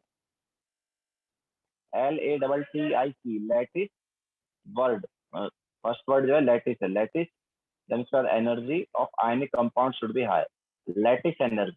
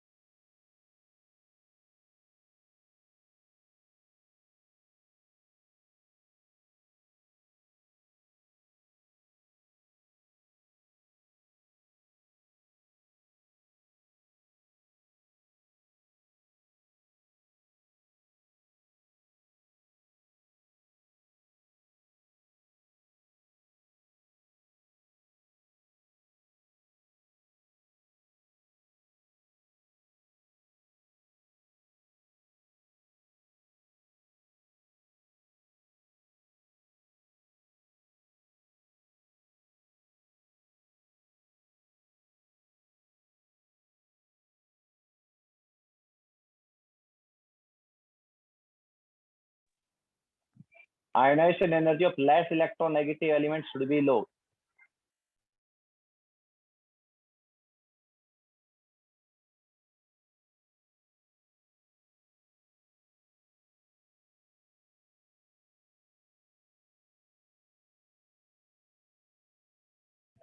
हो गया सबका। अब लैटिस एनर्जी जो है वो क्या है देखो,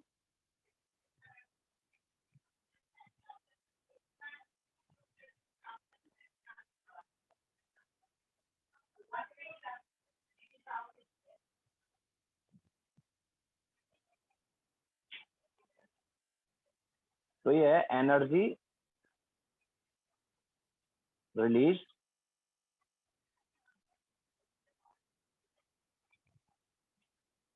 when 1 mole of ionic compound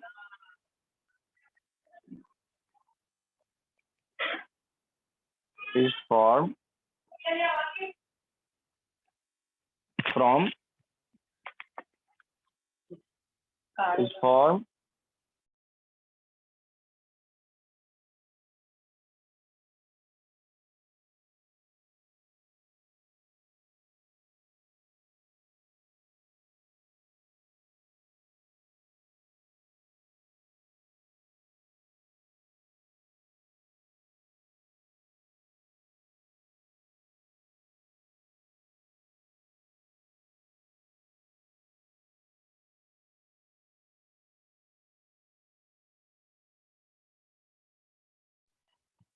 Energy required when 1 mole of ionic compound is formed from its constituent element.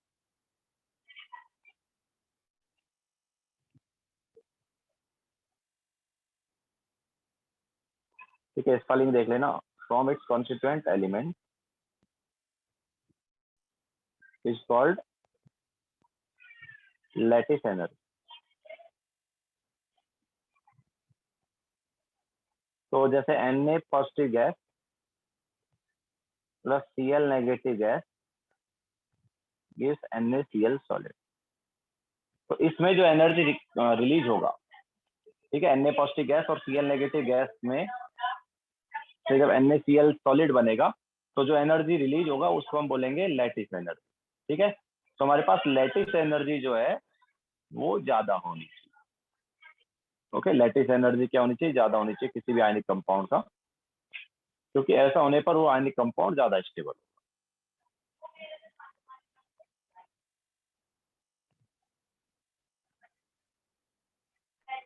Clear है? सो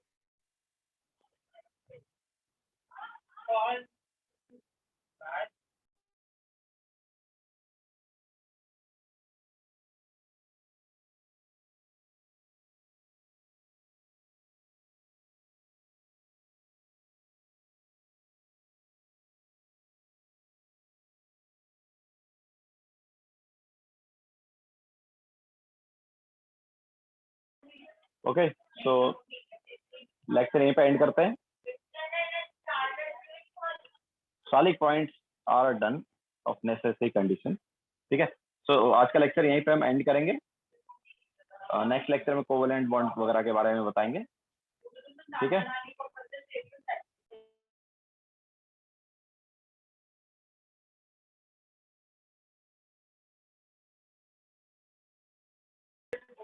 आज कोई होमवर्क नहीं है.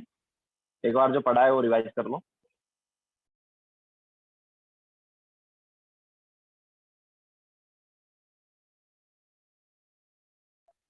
नहीं सुमेश, फजान रूल में थोड़ा टाइम है.